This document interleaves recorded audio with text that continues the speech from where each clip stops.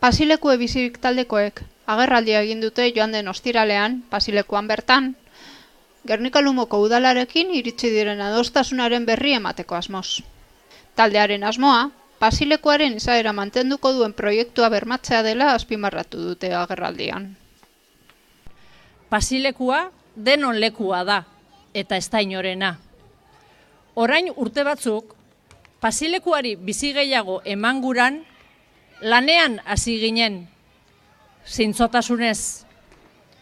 Udalagaz eta beste hainbat gernikarregaz batera, proiektu bat egin genuen, elkarlanean. Pasealekuaren izaera mantendu eta bertan egiten zena hobetzeko alegina izan zen. Orain, eskultura jartzearekin batera, udalak beste proiektu bat egingo duela jakin dugu. Eta paseolekuan betidanik egin izan diren hainbat jarduera arriskuan daudela. Ez dugu ulertzen, zergatik udalak ez duen kontuan hartu jendearen iritzia proiektua egiterakoan. Hori dela eta, hurrengo eskariak egiten dizkiogu Gernika Lumoko udalari. Udal proiektua birplanteatzea.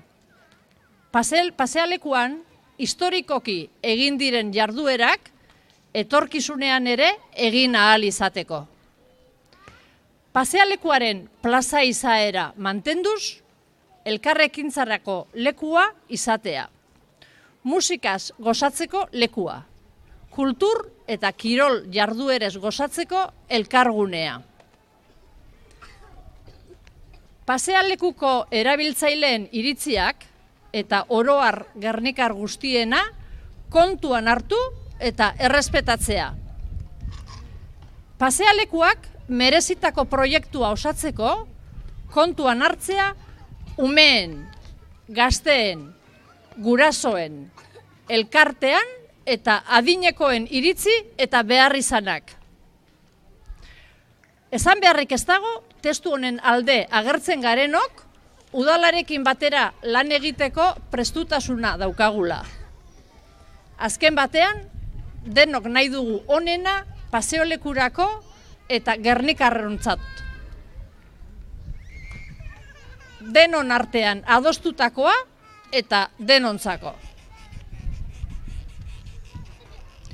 Irakurri dugun hau, orain arte adostutako testua izan da, baina zorionez albiste onak egon dira azken egunotan. Hori dela eta amaiera aldatu nahi izan diogu, eta pozik esan proiektuaren berplanteamentua martxan dela. Aste honetan, 2 batzar egin ditugu udalekoekin, eta datorren astetik aurrera, lan mahai batean proiektua berraztertuko da. Sin olvidar que nuestro único objetivo es mantener el carácter y las actividades que se hacen en el Pasileku y mejorarlo. Y confiamos en que la modificación del proyecto, que sea fruto de la nueva mesa de trabajo, que se ha acordado en estas 2 reuniones que ha habido esta semana, sea compartido y ratificado por el conjunto de la ciudadanía. Agerraldi honetan adierazi bezala, Pasilekue bizirik taldeak, duela 4 urte hasi zuen pasealekuaren proiektuari buruzko parte hartze prozesua. Eta udalak, proiektuari buruz kaleratutako infografiak kezka sortu duten arren, joan den astean, Jose Mari Gorroño alkatearekin eta proiektuaren arkitektoarekin egindako bileren ondorioz, adostasunera iritsi dira udalarekin. Horrela, udalak ez die trabari jarriko parte hartze prozesuan ateratako ondorioei. Gainera, alkateak adierazi du Pasilekuan dauden zuhaitz guztiak mantenduko direla.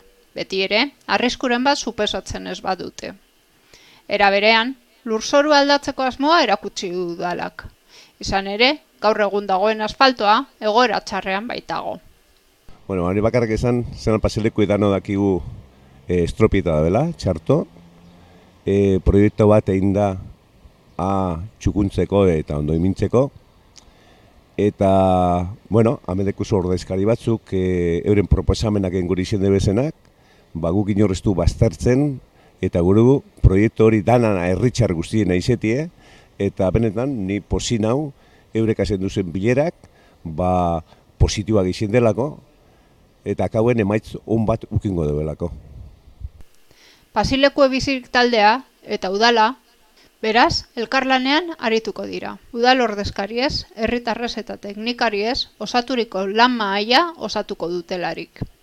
Pasilekuen proiektuen inguruen moldaketa posible batzuk eitzeko bide bat zabaldu dugu, udalan eskutik eta gure aldetik, eta moldaketa honek aurrera erunalizeteko lan mahai bat osatuko da, udala agintarizek, teknikarizek eta herritarrakaz, eta asmoa da herritar guztizentzako onerako dan pasilekurako proiektu bat lortzie, danok konforme ongoaren proiektu bet, eta aldaketa honek gero herrira zabalduko dire, adostasun oneri berme bat emoteko, eta beti be herritarran eta udalan oniritzi segaz. Eta uste dugu gauzak eitzeko modu hau oso positiboa dela, dialogorako bidie, da elkarlanerako bidie, eta zorizontzeko zeuzar dela.